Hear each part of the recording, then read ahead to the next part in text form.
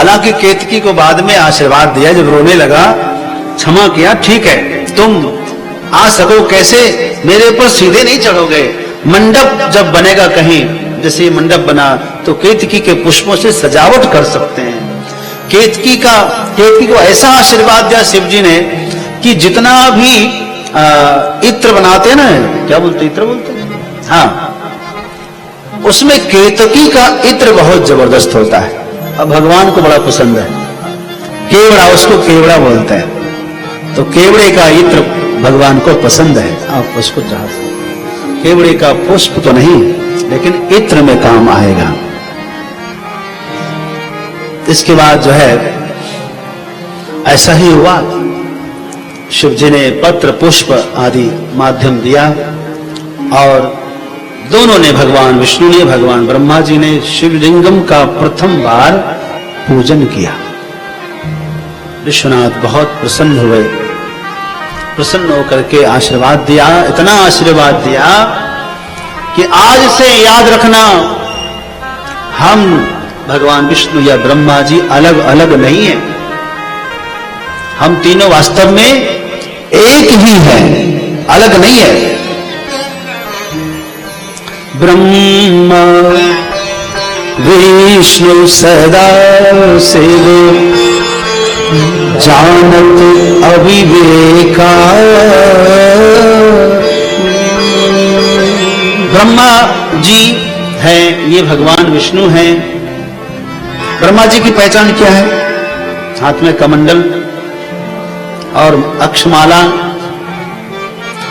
श्वेतांबर, श्वेत वस्त्र पहनते, ये पहचान है। भगवान विष्णु की पहचान क्या है? वनमाला और पीतांबर, सुदर्शन चक्र। शिव जी की पहचान क्या है? त्रिशूल, सर्पों की माला, बाघंबर, यही पहचान है। लेकिन आप लोगों को वास्तव में कुछ नहीं आता है, वास्तव में कुछ नहीं आता, क्योंकि कहते हैं जो ऐसा करके जानता है वो अविवेकी है। कैसा है? विवेक नहीं हुआ। ब्रह्मा विष्णु सदा शिव जानत विवेका। अविवेका मतलब विवेकानंद नहीं हुए आप, अविवेका, अ लगा हुआ है, अभी अविवेक है। क्यों? क्योंकि प्रणवाक्षर के मध्य, ओमाक्षर के मध्य, ये तीनों एकार। ओम हर हर हर महादेव। ये तीनों प्रणव के अंतर्गत, ओंकार के अंतर्गत ये तीनों एक हो गए बंधुओं। ये विवेक है। अलग अलग कर देना यह विवेक नहीं है, एक को अनेक कर देना यह विवेक नहीं है, अनेकों को एक कर दे वो विवेक है। समझ गए? हमारे समाज में लोग ऐसे, कुछ लोग हैं सबको अलग अलग करने में लगे हुए। अरे तुम फलाना, तुम फलाना, तुम धमाका, तुम्हारी ये जाति, तुम्हारी ये प्रजाति, अलग करने वाला। हमको बड़ा आश्चर्य होता है कि बड़े बड़े पद पर पहुंचने के बाद भी लोग इसी में लगे हुए हैं, इसी में लगे हुए हैं। कौन है ऐसा? अच्छा जरा बताइए, राम जी क्षत्रिय थे ना? थे ना? उनका सरनेम क्या है? कोई बता सकता है? है ही नहीं। और आज के देख लो भैया, तुरंत क्षत्रिय उसका निकलेगा, सरनेम निकल जाएगा। है?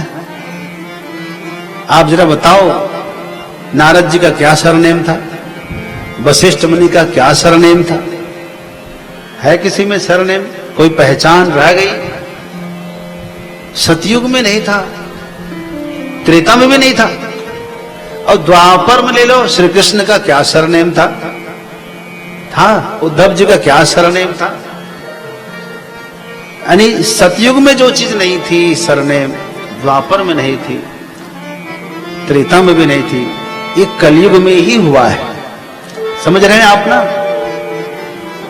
ये समस्या कलयुग में ही पैदा हुई है, इसलिए बहुत समस्या हुई है। बंधुओं, इस पर विचार करना चाहिए, हर किसी को इस पर विचार करना चाहिए। हमें एक होने से ये रोक रहा है। तो जो लोग एक को, ये भगवान तो बड़ा 18वें अध्याय में गीता में बड़ा इसकी निंदा करते हैं। अनेकों को एक कर दे वो सतोगुण है, अनेकों को एक कर दे, इसी में बड़प्पन है, इसी में महानता है। नहीं तो एक को अनेक में कर दे, खंड खंड कर दे, उसको अशांति मिलती है। तो दूसरों को अशांत कर कर खुद कैसे शांत हो सकता है? तो ये जो है भगवान शिव ने कहा, समझाया कि ये अलग अलग विचारों को छोड़ देना चाहिए। हम तीनों तो एक ही है। जो शिव जी का भक्त है वो नारायण का भी भक्त है। नारायण का विरोधी शिव भक्त नहीं हो सकता, और शिव का विरोधी नारायण भक्त भी नहीं हो सकता। यदि अपने को नारायण का भक्त कह रहा है, वैष्णव कह रहा है, और शिव की निंदा में तत्पर है, घोर नरकगामी होगा, उसको कोई बचा नहीं सकता है कि नहीं? आओ,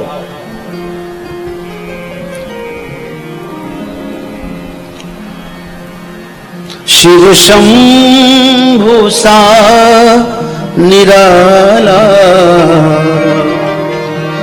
कोई देवता नहीं है। शिव शंभु सा निराला कोई देवता नहीं है। शिव शंभु सा निराला कोई देवता नहीं है। शिव शंभु सा निराला कोई देवता नहीं है। शिव शंभु सा निराला कोई देवता नहीं है। वो शिव शंभु सा निराला कोई देवता नहीं है। कोई देवता नहीं है। कोई देवता नहीं है। जैसा भी है डमरू वाला, जैसा भी है डमरू वाला, कोई देवता जैसा भी है डमरू वाला, कोई देवता नहीं है। बंधुओं, शिव जी के समान कोई दूसरा नहीं है, तो आप समझ रहे हैं। ब्रह्मा जी, भगवान विष्णु और भगवान शिव, इन तीनों में कभी भेद आप करते रहेंगे तो जीवन भर आप भजन करते रहिए, थोड़ा भी फल नहीं मिलेगा, कुछ भी प्रगति नहीं होगी, जीवन में कभी चमत्कार आ नहीं सकता।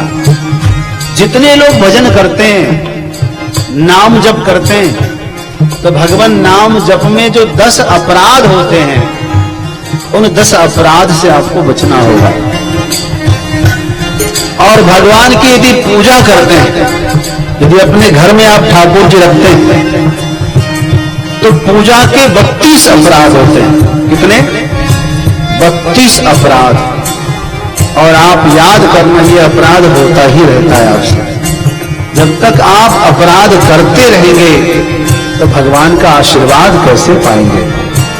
तो पूजा में होने वाले 32 अपराध और भगवान नाम जप में जो होने वाले 10 अपराध है ना, इसी लोग कहते हैं कि राम राम सब कोई कहे, दशरथ कहे न को, जो कोई दशरथ कहे तो कोटि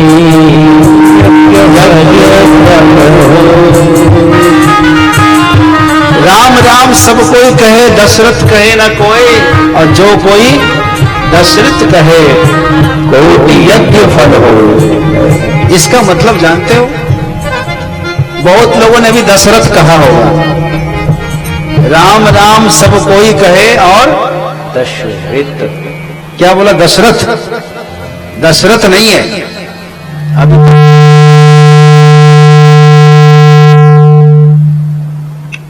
राम राम राम सब कोई कहे।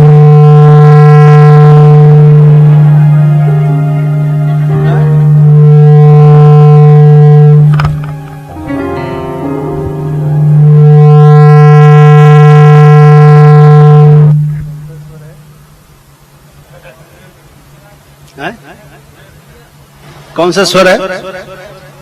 एफ। अरे उसका बोला कौन सा स्वर है? तुम्हारा तो एफ है, उनका कौन सा स्वर है? नारायण नारायण नारायण।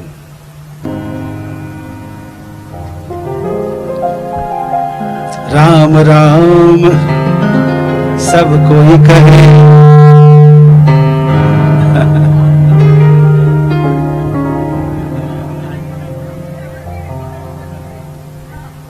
कहने नहीं दे रहा।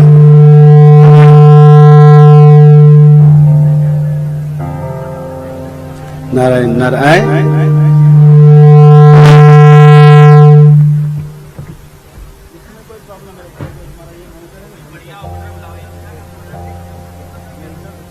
लाइव चल रही है।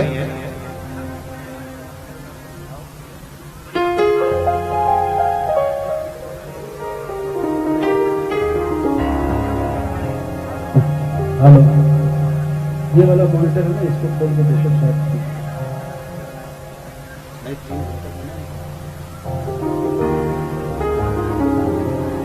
नारायण नारायण नारायण। राम राम। आवाज आ रही है वहां तक? बोलूं? हाँ, कथा चलने दो। राम राम सब कोई कहे, दशरथ। दशरथ नहीं, दशरथ। यहीं पर है कलाकारी। दस रीत मतलब बिना, 10 के बिना, 10 अपराध के बिना यदि राम राम कहेंगे तो एक बार राम का 1 करोड़ यज्ञ के बराबर फल मिलता है। एक बार प्रेम से यदि आप कहो जय श्री, जय श्री, तो भैया अभी तो हुआ, लेकिन 10 के बिना, 10 अपराध के बिना यदि आप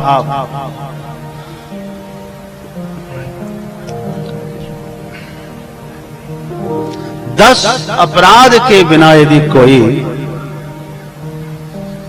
राम कहता है तो एक एक बार में 1-1 करोड़, 1-1 प्रकार के यज्ञ का फल होता है। इतना महत्वपूर्ण है भाई। लेकिन आप लोग इस 10 अपराध को भी जानते हैं कि नहीं पता नहीं, मैं आपको अभी बता देता हूं।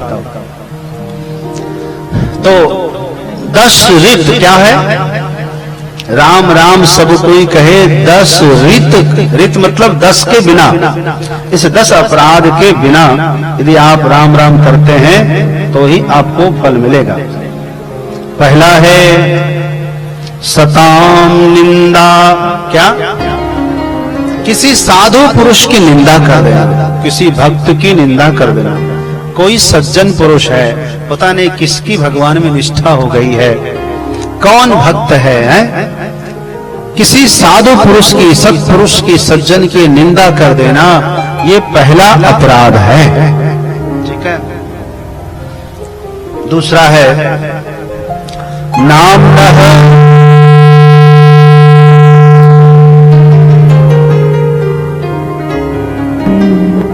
नारायण नारायण नारायण नारायण। एक बार ये मॉनिटर को बंद करके देख लो तुम।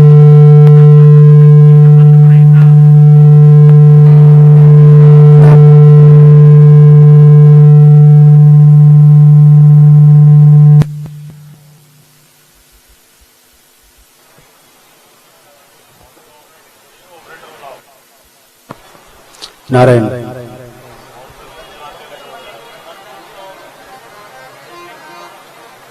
नारायण, बहुत अच्छा, जोरदार। हार हार, गलती से ही तुम्हारा काम सही हो गया है।